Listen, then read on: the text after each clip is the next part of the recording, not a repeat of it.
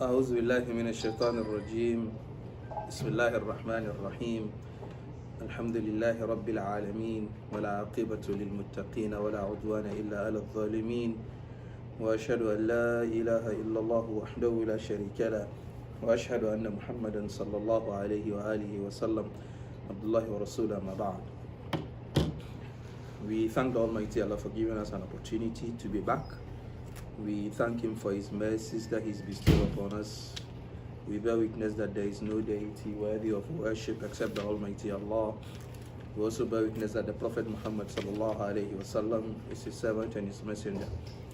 Whosoever the Almighty Allah guides is really guided. And anybody who goes astray has nobody to blame but themselves. Today is a Tuesday, the 26th or the 27th day of Jumad al-Ula, 1444 years after the hijrah of the Prophet Muhammad sallallahu alaihi wasallam.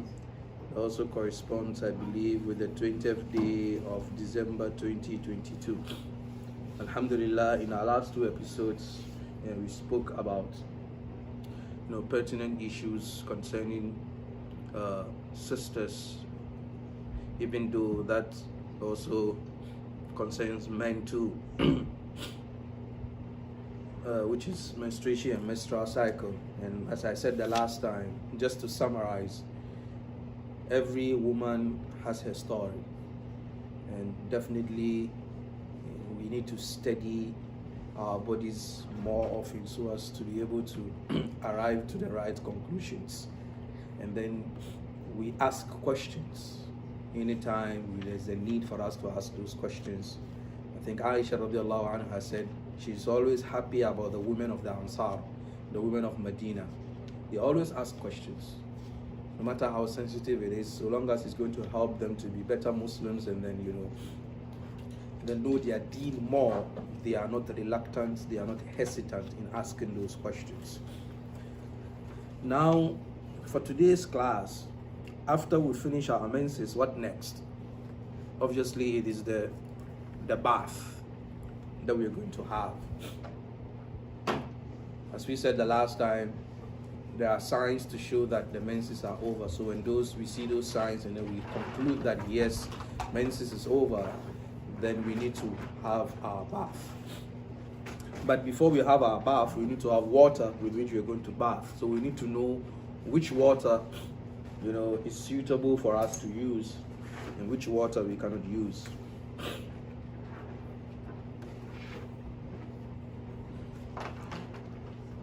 There is a general description for the kind of water that we can use in our purification. And the purification here can be major or minor purification depending on what happens to us. So water in general for ibadah purposes or worship purposes, there is a general description that the scholars say is al-ma'u tahir al-mutahhir. It is clean water which is capable of cleansing. The water in itself is clean and it is capable of cleaning. In our lessons, you understand what they mean by that. That you can ask a question of, okay, clean water and it is not capable of cleaning, because cleaning in Islam has a meaning. It's not like the everyday cleaning that we have. And then clean water or pure water within the Sharia terms also has its description. So when we say clean water that is capable of cleaning, it is not an open-ended thing. It is within the confines and the parameters and the descriptions of the Sharia. So when they say water is clean in Sharia, they look at three main features of the water, which is the color of the water, the taste of the water, and then the smell of the water. These three things, the color of the water, the taste of the water, and then the smell of the water, should be natural as possible.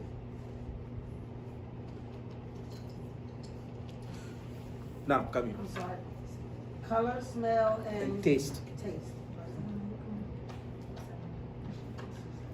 So what it means is that if the water's natural color is dark, that's the color of the water. You know, sometimes in some places they dig a well and then the water comes out murky. That's the color of that water. We wouldn't say that its color is different from what we know as normal water. We wouldn't say that. In some places they dig wells and then the water comes out salty. That's the taste of that water. In some places, you know, they dig wells and then the water comes out, you know, some chalky color like this. These are all, you know, qualities of natural water. So when we say the color and then the taste and then the smell of the water, it should be that it is not affected by human activity.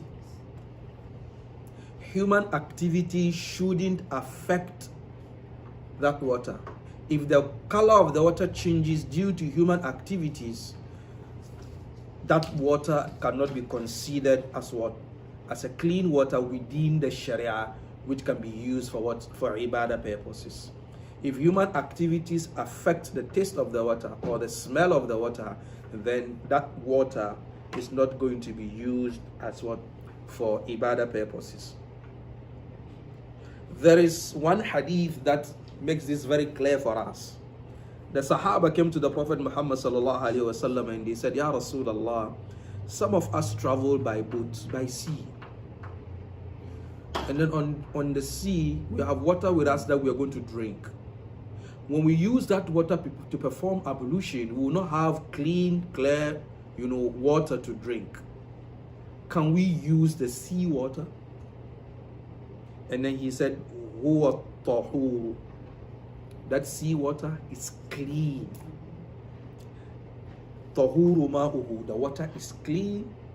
Wal hillu maytatuhu. And the Prophet Muhammad sallallahu alaihi wasallam gave them an extra bonus on their question that the animals in the sea, when they die, even without slaughtering, they are halal for you. So from this hadith, we get to know that sea water is salty. But it is not you and I that went to pour that salt in the water for it to be salty. No, it is natural. So from this hadith, we get to understand that if we have any stream or any well or any lake or any river that has its own features naturally without the activities of man, without the interference of man, then that is that natural state of that water, and that water can qualify for what? For ablution or for purposes of ibadah. Any questions here before we move on? Any questions? The next point we are going to look at is this water that now we'll be able to describe the water. We now know which water we're going to use. What if an impurity comes into contact with this water? What then are we going to do? Now, the scholars are saying if an impurity comes into contact with water, how they're looking at the quantity of the water. How many gallons of water do you have that when an impurity comes into that water, what effect does that impurity have on the water?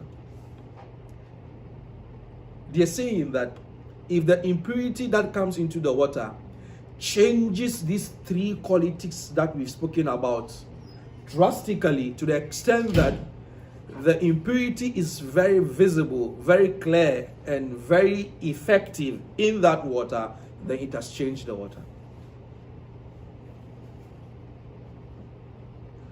You know, tap water is clear, it's tasteless and stuff like that. And then you put, you know, a cup of sugar into it. It definitely means that it is no longer water, it's called sugar water.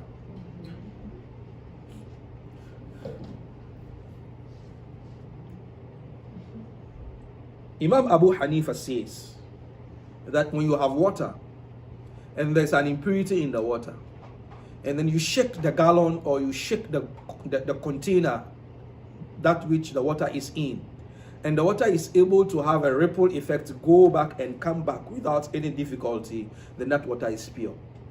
But if you shake the container, but then you can see that the water cannot, you know, float or ripple and go and come back, it means that that impurity in the water has become so profound that you cannot use that water for what? For ablution or for bathing purposes. Can you describe that again? Let's say you have a container with water into it, a bucket, for example, and there's water into it. There's water in it, and then an impurity. We'll come and talk about those impurities. An impurity falls into the water, and then for Imam Abu Hanifa to test whether that water is still considered its original water, when you shake or you kick the bucket, not to kick to spill the water, but just kicking it light one to see whether sometimes when you kick a bucket and there's water in it, you can see that the water itself has a ripple, go and come, stuff like that. So if the water is able to go and come back, when you kick it, it forms bubbles, that forms ripples to just spread across. If it does that easily without any hindrance, then the water is clean. But if you realize that the water cannot move in the bucket when you kick it because of the levels of the impurities in there, then that water is not suitable for ablution or for bathing purposes. So can I paraphrase? So like if it's in a bucket and it has its own wave. Yes. But impurities, if it got something thicker, it would just get a yeah, exactly. The waves, yes. So if it is able to have the waves to go and come back, it means that the impurities has not overcome the water in there, and the water still maintains its superiority in there. But then if the impurities is there, the water will not be able to have that, wave-like movement to going back and forth if you shake it or if you kick it. So your point, you paraphrase it very well.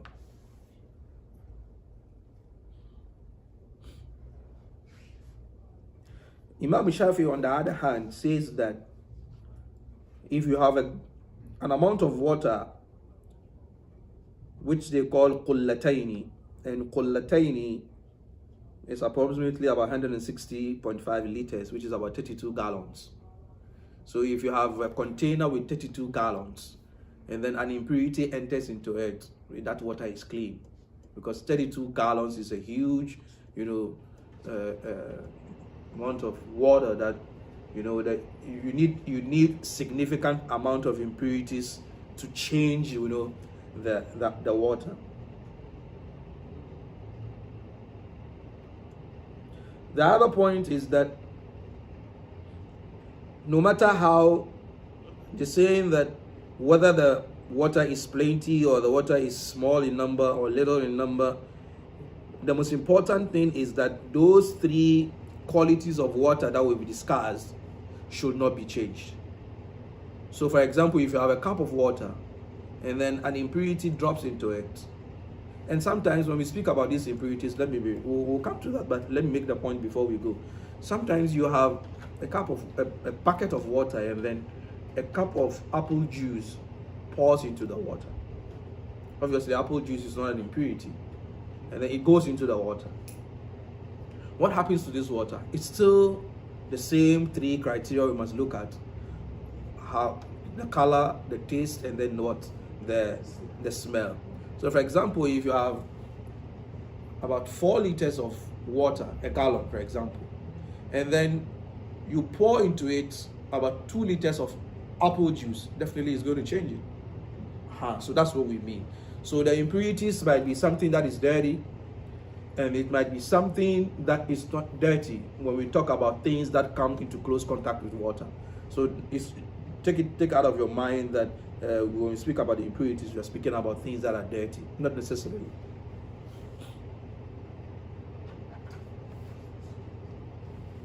There are a lot of hadith, supporting the positions that scholars take concerning that. Some of them said that if no matter how small or little the water is, if there's an impurity in there, then that water is not valid for wudu, even though that is a weak, position to take.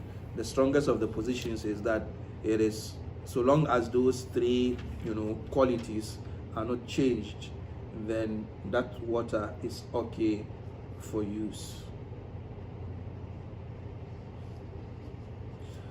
Furthermore, Imam Abu Hanifa, some of them are of the opinion that, for example, if water goes to the impurity, if the water flows to the impurity, then that water is clean. But if the impurity comes to the water, then that water is what? It's not clean. It's not clean. I hope you get it. Yes. They're saying and the reason they gave was that you know of the Arab Bedouin who came into the masjid and then he found one corner in the masjid and then he started urinating there.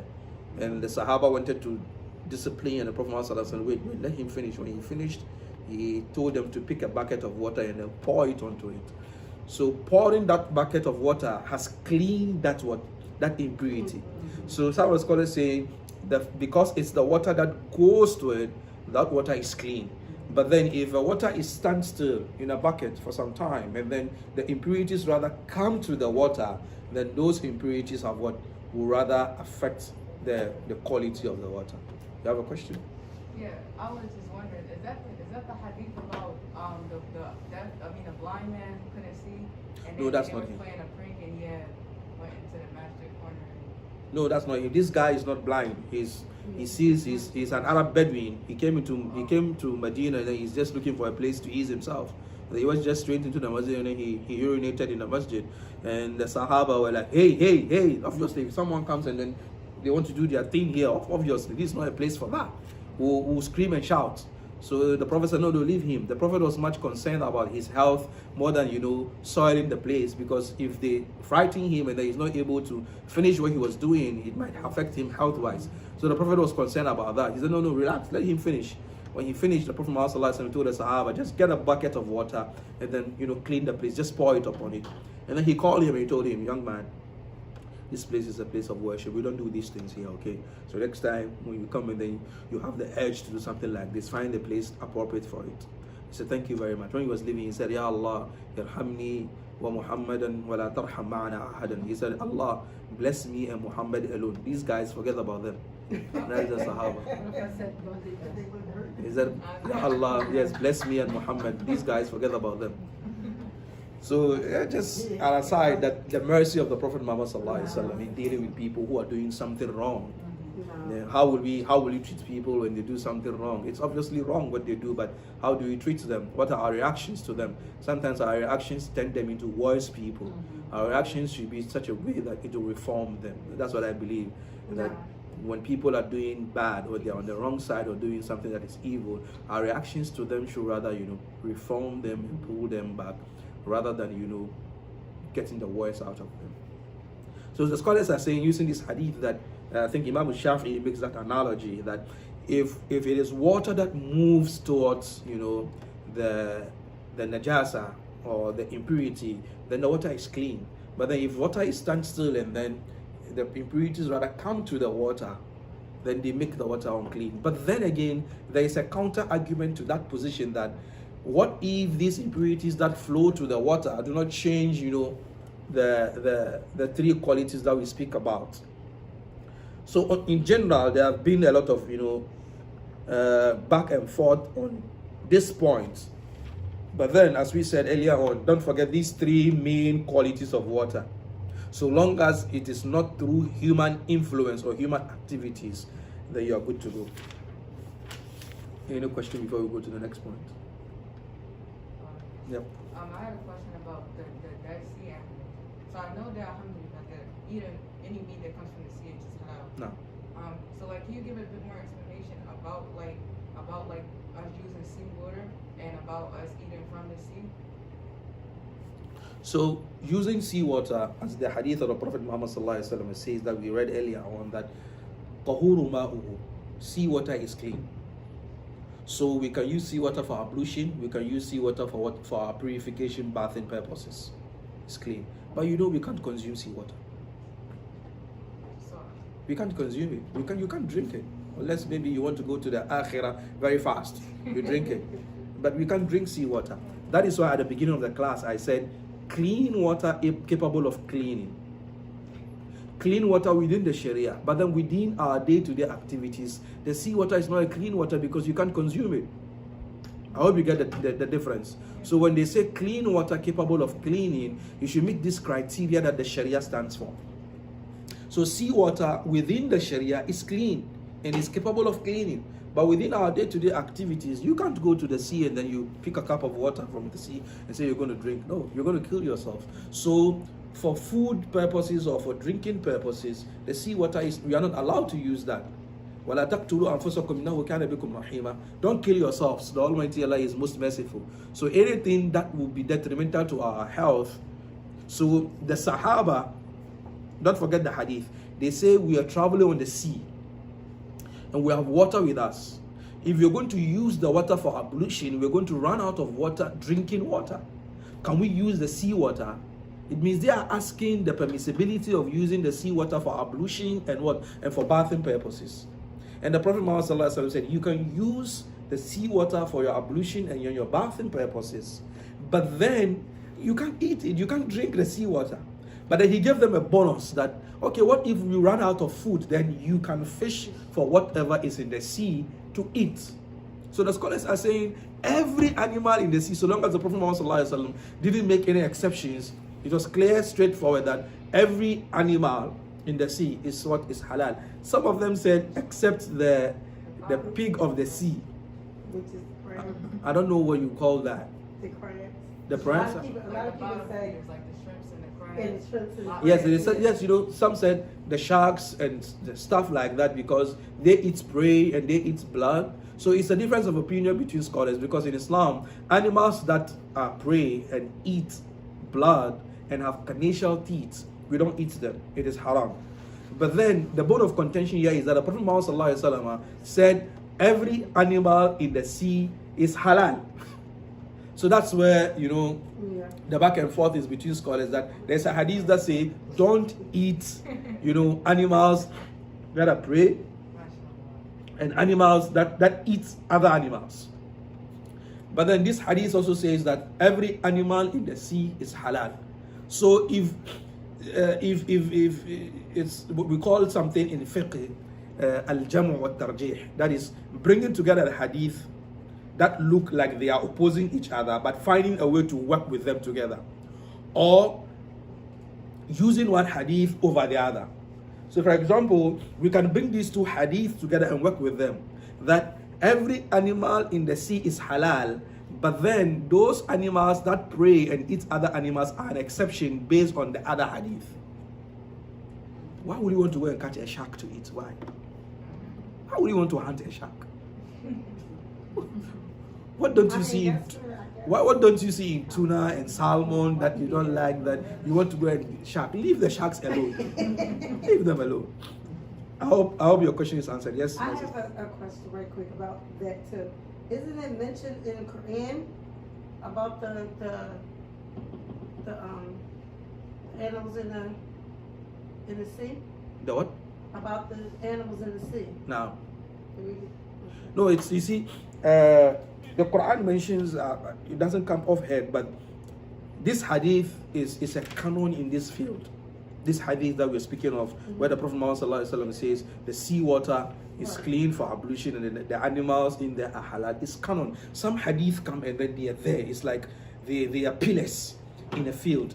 And other hadith come in there to explain them. So for example, in food, generally, we use this hadith to make every fish or animal in the sea halal. That's it.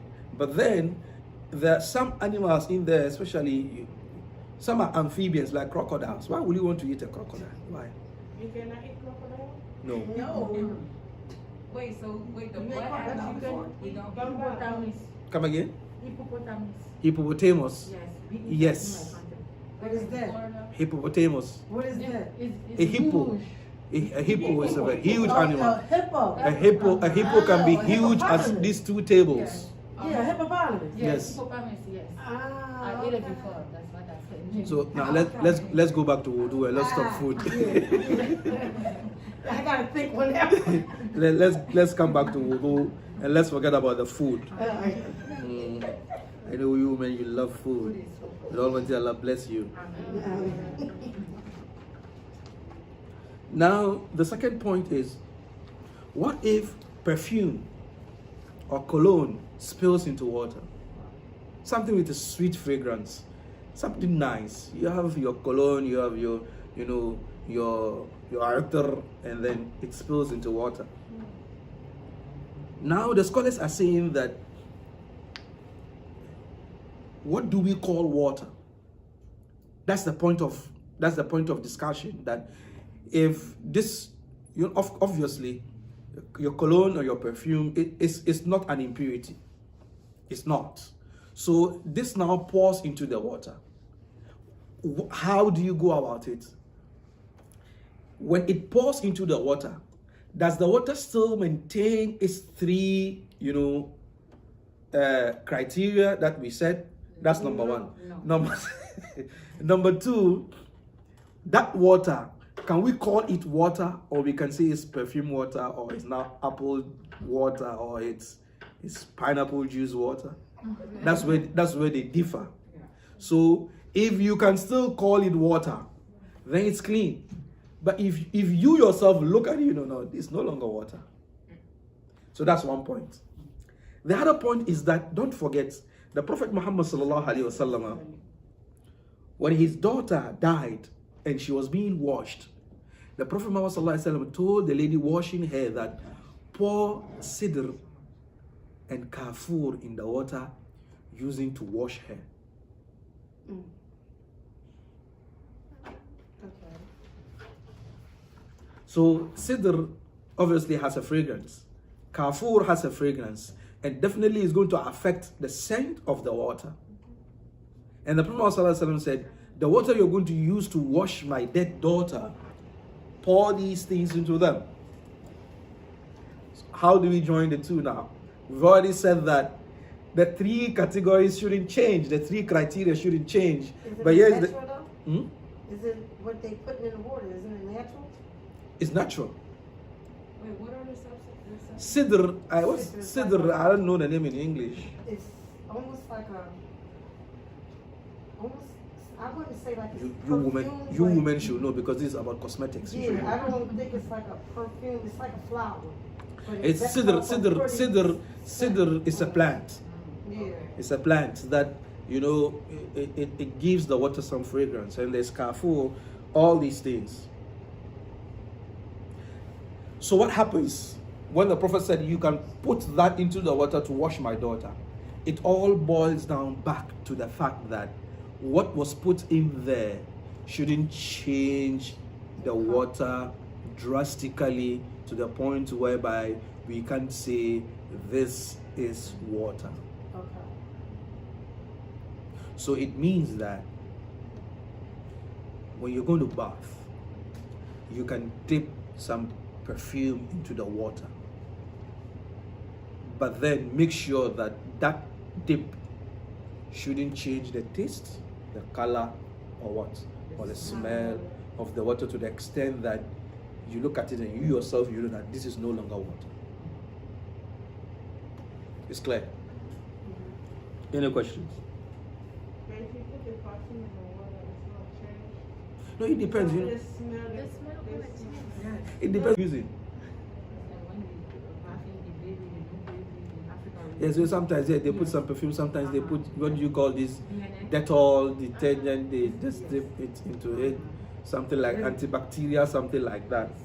But the issue is this: it shouldn't change the three criteria we said drastically, to the extent that you cannot differentiate. That's what it is. So you are given a room around it where you can maneuver, to do your things.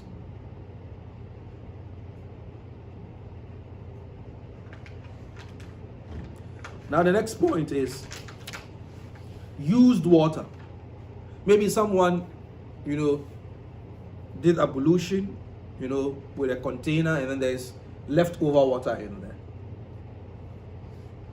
How do you go about with this leftover water? Maybe those of us here in the Western world, we have taps, so some of these rulings are not, something that maybe our minds go to, because we don't live in, cultures whereby they prefer to use, containers, fetch the water somewhere, come and sit in a container, and then you do your ablution. But then, as part of, ilm and knowledge, you get to know it.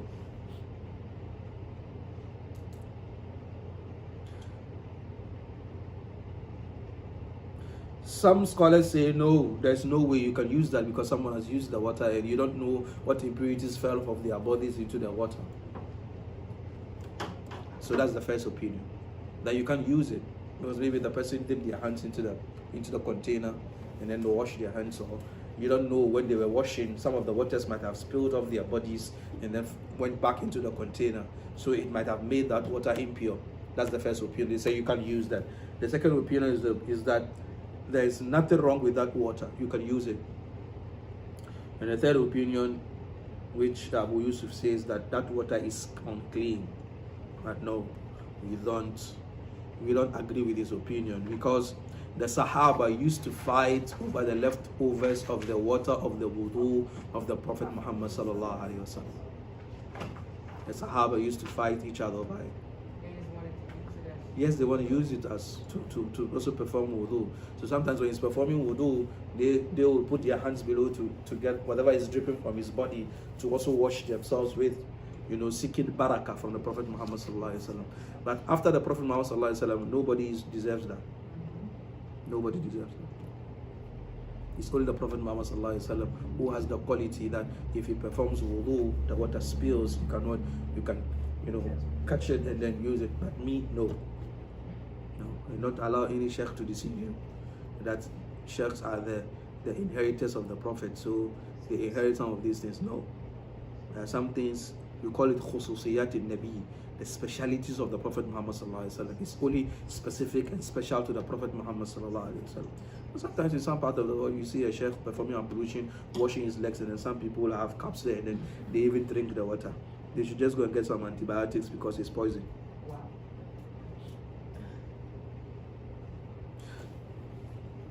Any question on that? The next point is, what if someone drinks water from a cup? Leftovers of that drink. Is it okay for you to use it for ablution purposes or for bathing purposes? They unanimously agree that if a Muslim drinks from a cup, then no problem. And then Bahimatul An'am are domesticated animals. Cows, goats, sheep, camel. Here you don't have them. You have to go to the farms. But back home in Africa, yes, you have them moving around with us. And this is your bedroom, and then your cattle is somewhere at the back there. You can go and count them. You have your properties next to you. Alhamdulillah. So what if these animals also drink from a bowl and there is leftover water? They agree that it's okay.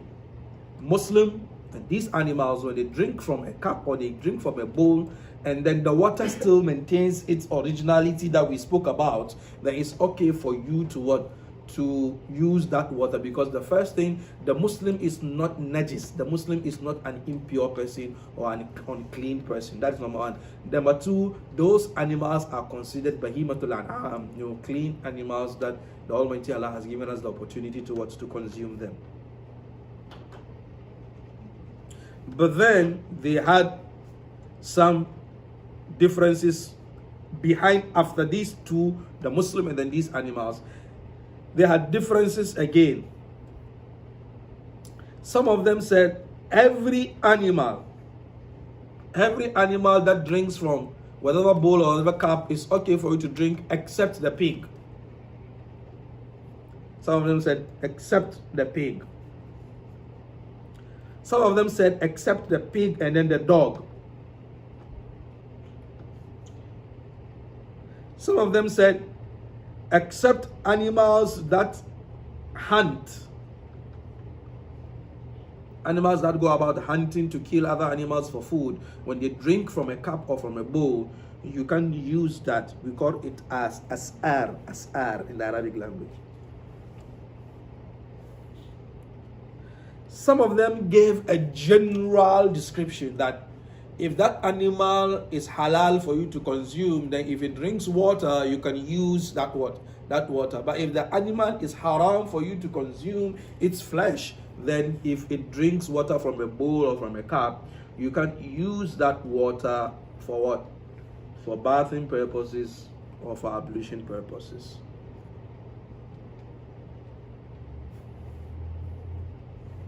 So for example, You have a dog in the house. You have a cat in the house. We'll come and speak about them, inshallah. Today, don't worry.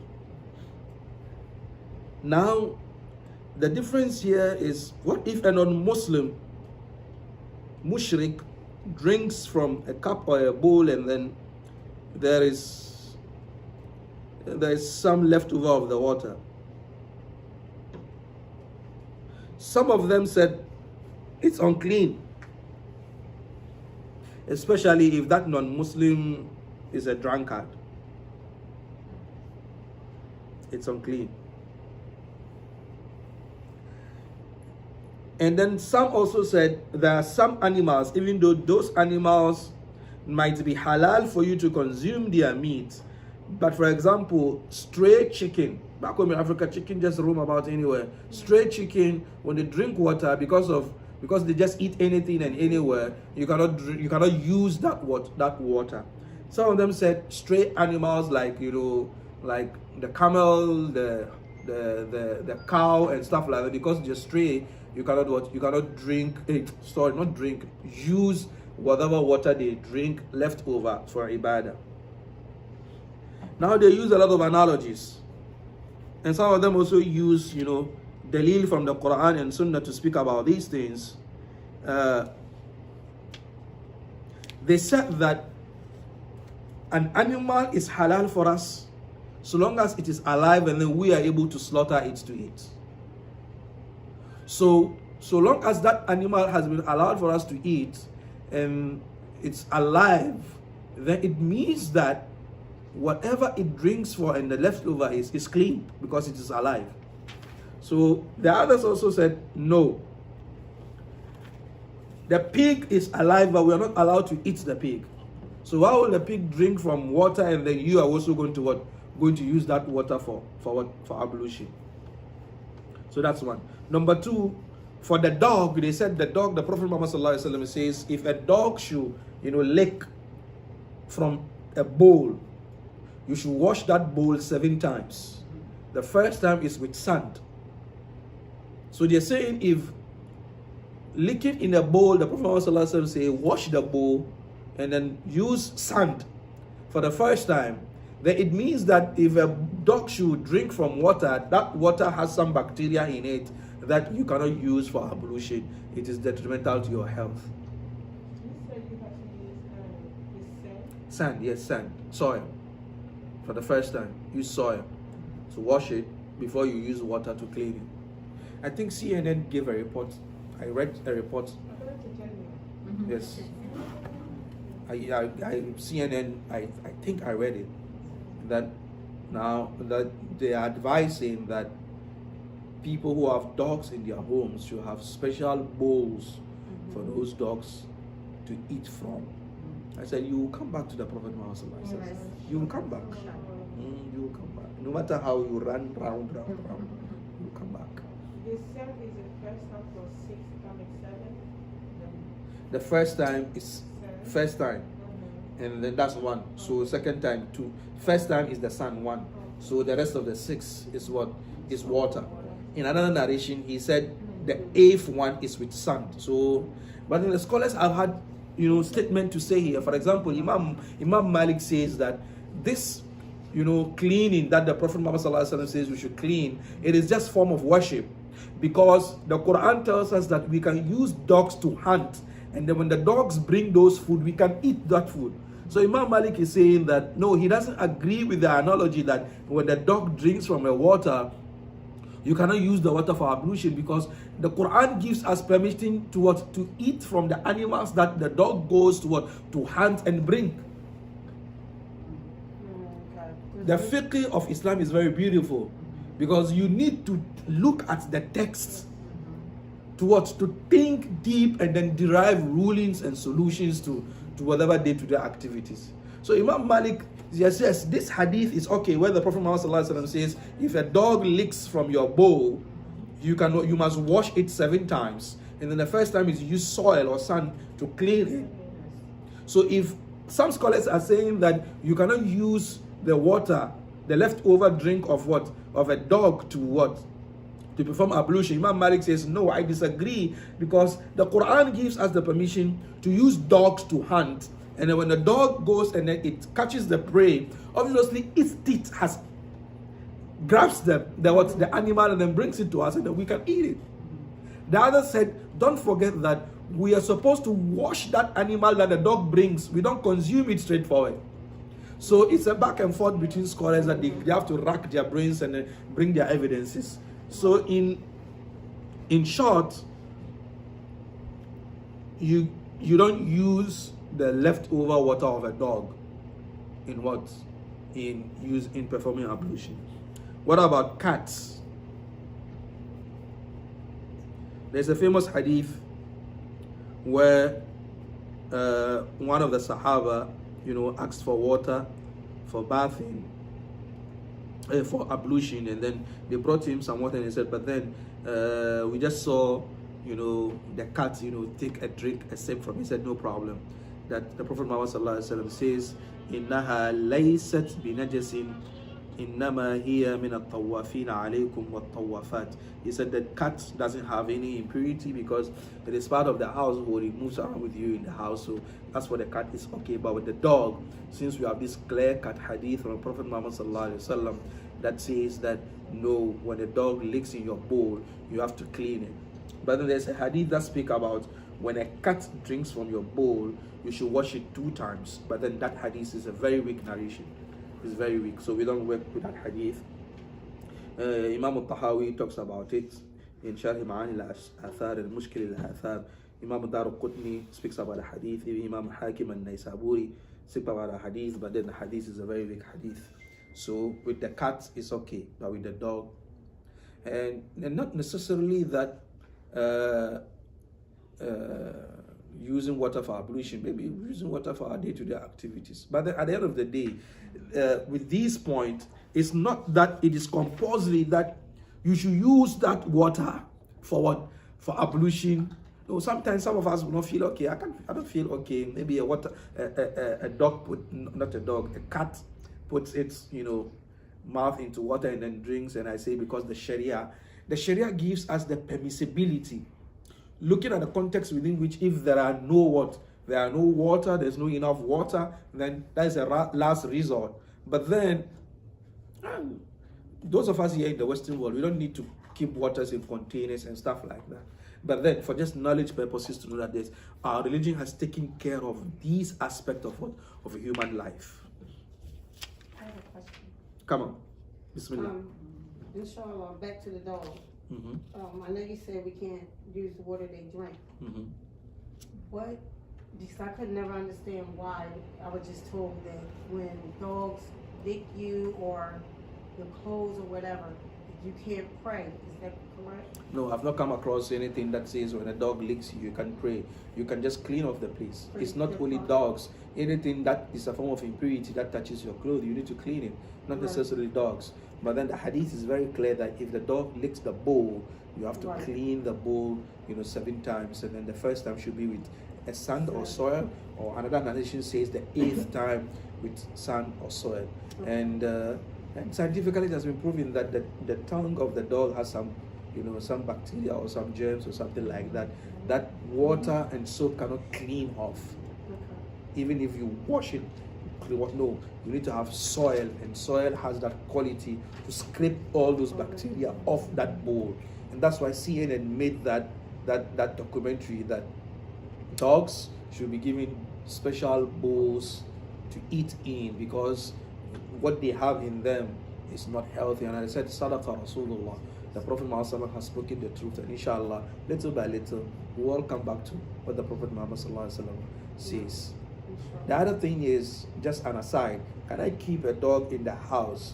The scholars have had these, debates that a dog can be kept in the house for security reasons, and a dog can be kept in the house for hunting reasons. But then keeping a dog in the house as pets, where they sleep in your bedroom, is not encouraged in the religion at all. It's not, because there's some narrations are saying that angels of Rahmah do not enter a house whereby there is a dog in there.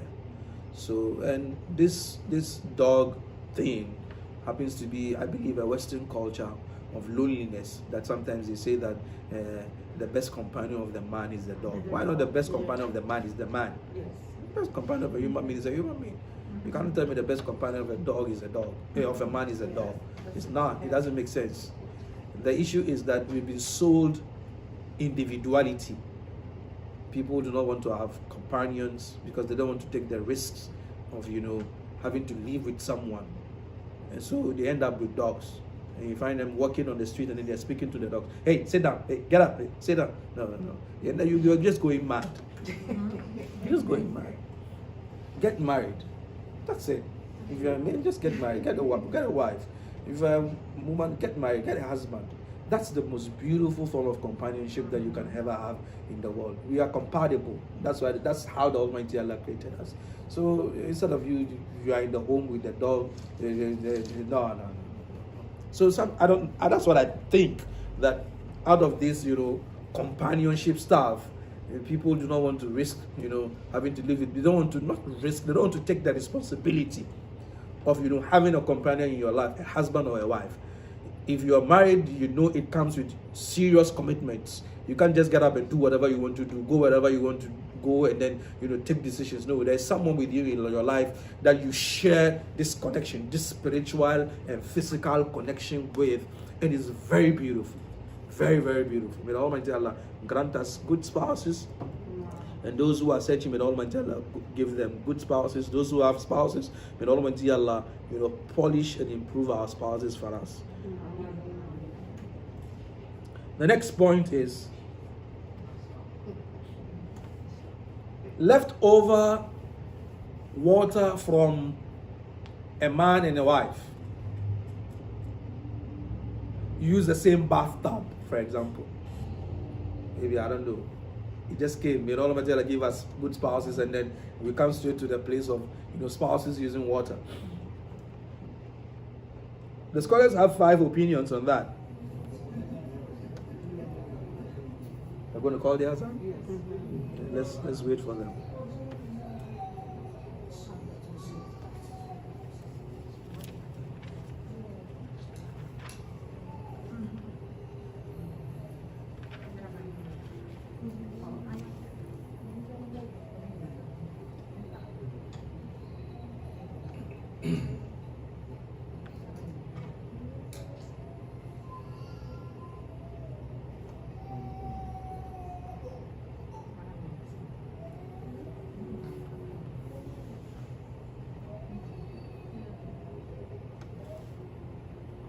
This Muazzin, is he rehearsing before he's going to call?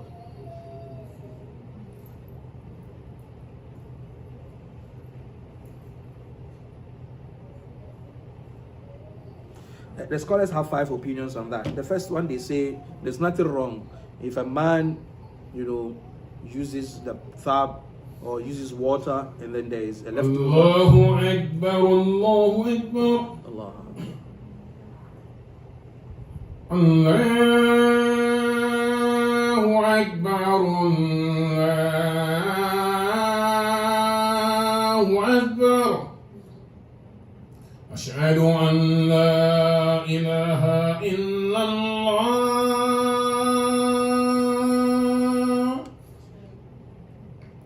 Ashhadu an la ilaha illallah.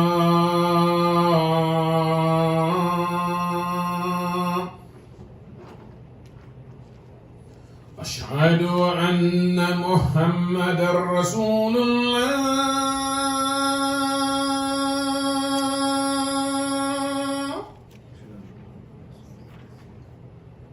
أشهد أن محمد رسول الله.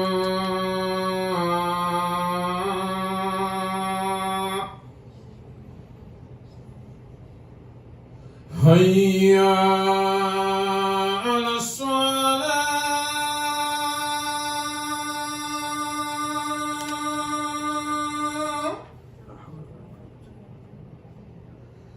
هيا على الصلاة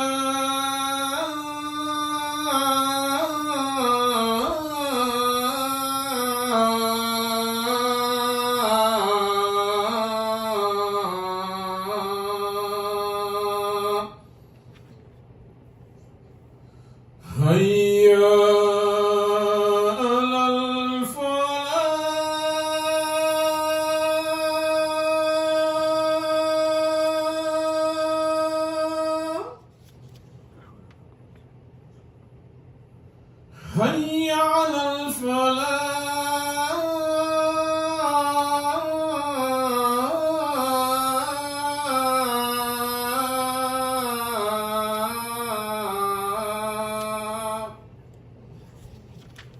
الله أكبر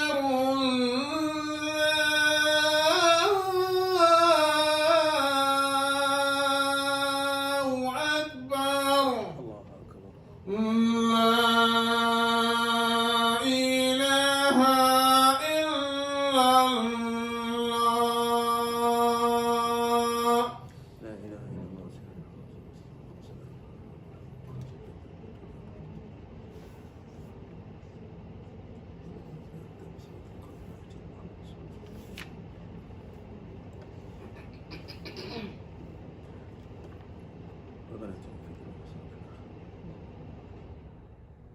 Now we said we are speaking our last point, which is concerning used water after the husband and wife have used it. The first opinion is that it is okay that the husband can use leftover water from his wife, the wife can use leftover water from her husband. The reason being that the Prophet Muhammad ﷺ used to bath with his wives using the same bowl at the same time. The Prophet Muhammad ﷺ used to bath with his wife at the same time. The other opinion is that it is okay for a man. It's not allowed for a man to use leftover water from his wife, but then it is okay for a woman to use that, and then the vice versa. There's a hadith of Maymuna. She said the Prophet Muhammad ﷺ bathed after I finished bathing. So there was a container of water. She bathed. When she finished bathing, there was leftover water in there. The Prophet Muhammad ﷺ used the same water to bath. That's Maymuna, the wife of the Prophet Muhammad ﷺ. The other opinion is that no, it is not permissible until they do it together. So the first opinion is that it is open-ended, no problem, you can do that. The second opinion is that the man can't use that of the woman, the woman can use. And then the other opinion is that they should begin together. They should do it together. What's the second opinion? That a man can't use that of the woman. If the wife finishes bathing and there's leftover water, the man cannot use it. He must get a new water to bath. And then the third opinion is that is the opposite. That yes, when the woman finishes bathing and there's leftover water, the man can use it. But the woman.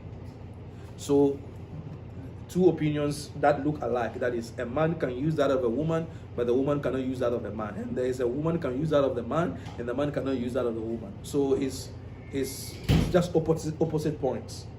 A man can use that of a woman. The second point, a woman can use that of a man. You get it? Yes. Yes, it's just opposite points. So those are 3 points. And then the fourth point is that they should do it together. They should do it together. So it's just a lot of hadith there. But then the strongest opinion is that there's nothing wrong with that.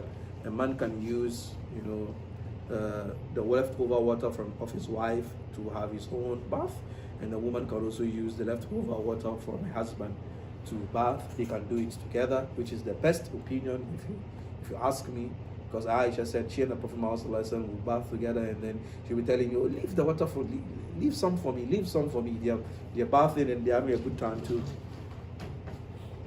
I think we'll stop here if you have any questions, and then take those questions, because I think it's time for Salah. Now, Fadlan. I had a question about the dead animals, like coming out the sea. So, although they are coming out the sea, are we still allowed to eat them if they're dead? If they Yes, come out dead? the idea behind that is that you don't need to slaughter a fish for it to be halal. You don't need that. Okay? So that's why it's funny. I saw somewhere, I don't know, it's yes, here in America, in the city. I won't mention the name of the city. They said halal fish. I was like, no. Yeah, No. I'm not overeat like No. Halal fish? No. I see that all the time. Halal fish. Where do you get that from? So you don't need to slaughter the animals from the sea for it to be halal. It's only the animals, that on land that you need to slaughter for them to be halal.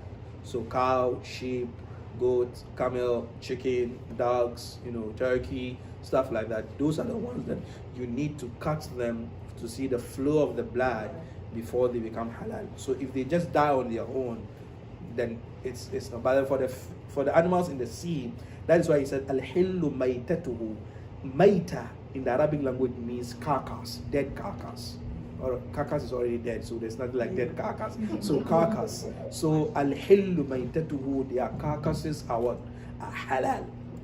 So it means if just a dolphin dies in the sea and then just floats out onto the land, it's okay. You don't need to now come and say Bismillah, you are cutting the neck. No, you don't need that. Just say Bismillah and then chop it into pieces and then put it in the refrigerator and then you enjoy it. You get the point. Okay. I have a question What from the- last week. Now. When you mentioned that it was permissible for us to combine our prayers in homes, Mm-hmm. I cannot find a hadith in my Can you tell me that? No, it's not necessarily hadith that specifically says you can combine the prayers in the house. There's a general permissibility that you can combine the prayers if we have these factors. Okay, so it doesn't matter whether it's in the masjid or it's in the house. Okay, so I made an example that if you live in a home whereby you have a big house, like my house, like back home in Africa, we're almost 30 people in the house. Right. So we are always like a jama'ah. So we combine anytime something like that happens. Isn't that we have a big living room, that is our masjid, that's our meeting room, that's our classroom, Yes. that's everything. Big living room. So that's where we meet and then we combine it.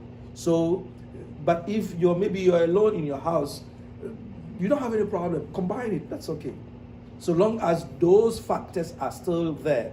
But if those factors that will necessitate the combining of prayers are not available, no, you maintain the prayers at the appropriate time. Okay? Yes. And sometimes, we said last week that sometimes Bilal will make an adhan, but the Prophet Muhammad will send out people into the homes and tell people, no, pray in your homes, no need to come to the masjid, pray in your homes. Because those factors are there. That what will necessitate the joining of the prayers. So if they are going to pass through those factors and come to the masjid, that purpose is defeated. Because they are running away from those factors. So even though the adhan is being called, the Prophet Muhammad chooses 2 or 3 people in the community, they will sacrifice and go to their homes and tell the people, stay in your home. So instead of losing 1,000 people, we'd rather have 2 or 3 people being affected. So that's the analogy that Islam comes with. Now.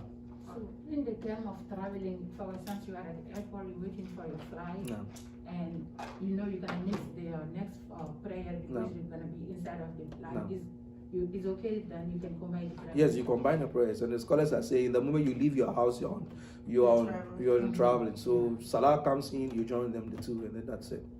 Wait, so there's not like a fit distance for travelers? There's no fixed distance.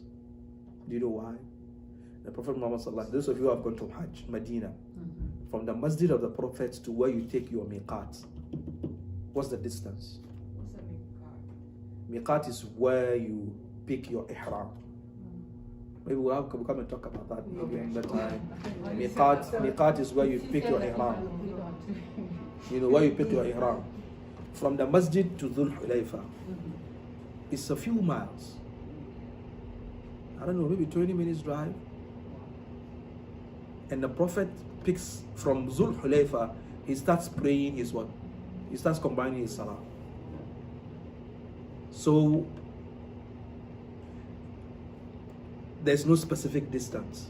What the scholars are saying is that if anything is considered travel, if a distance is considered travel, then joining the prayers is allowed for you. But if it is not considered a travel, then, okay, let's see an example. I don't know, some of these huge cities in the world can be very, very far, very huge, that you can drive for 50 kilometers. Let me say, I don't know, kilometers. I'm from the British part of the world. Yes, I just want to see if I can What convert about them from here to to miles. Camden? See, you might not know where that is. Yes. Jersey. So Okay. what I'm saying, I understand the point that you're making, that there might be a city that is very huge, that from one part of from let's say East London to West London might be a travel on its own, but you're still in London. Like Right, Southwest right. Philly. to Yes, like Southwest Philly Right. to North Philly. It's a whole journey on its own. You can be driving for 45 minutes to an hour. You're still in the same city. You're still in the same city, so is it travel? You get the point. So that is where the issue of distance doesn't come into play. So long as wherever you're going, you be considered a stranger, a visitor there, then it's a travel. Okay. Okay, it's a travel that you cannot combine your prayers and then you shorten them. So the Sharia didn't specify, a distance. And the Sharia didn't say if you are in the city. It says if you are a resident of that place that you are, then you are what? You can't combine the prayers. But then wherever you go, that there is a distance that is considered travel according to the norms of the people there, then you're going to combine, you are allowed to combine the prayers. The other thing is the number of days. There is an opinion that says 3 days.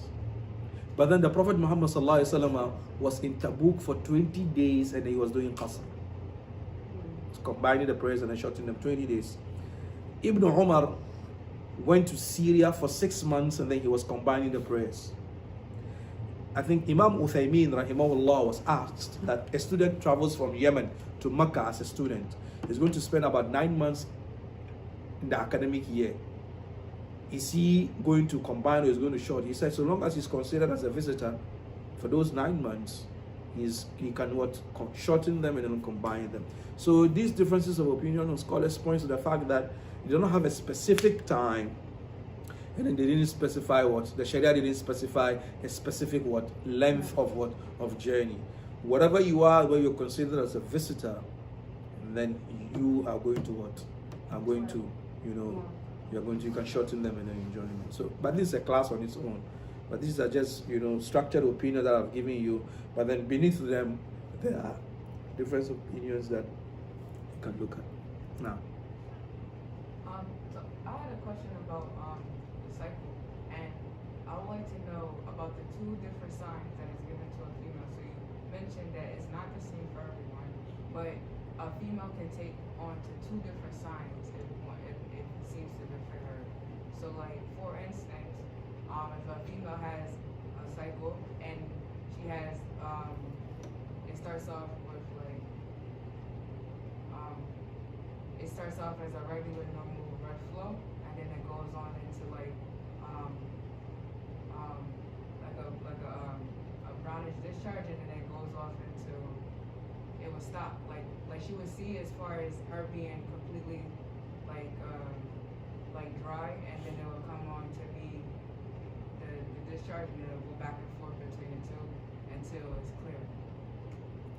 Now, if I get your question very well, what I want us to do is gather the data. Okay, observe when there is a flow, when there is a change, and then when there is the dryness. If you observe that for a couple of months, you're able to see the trend. You'll be able to decide that yes, this is me in my cycle, or this is me that I'm done. Okay, so observation is very key. We can give you the general rulings and then the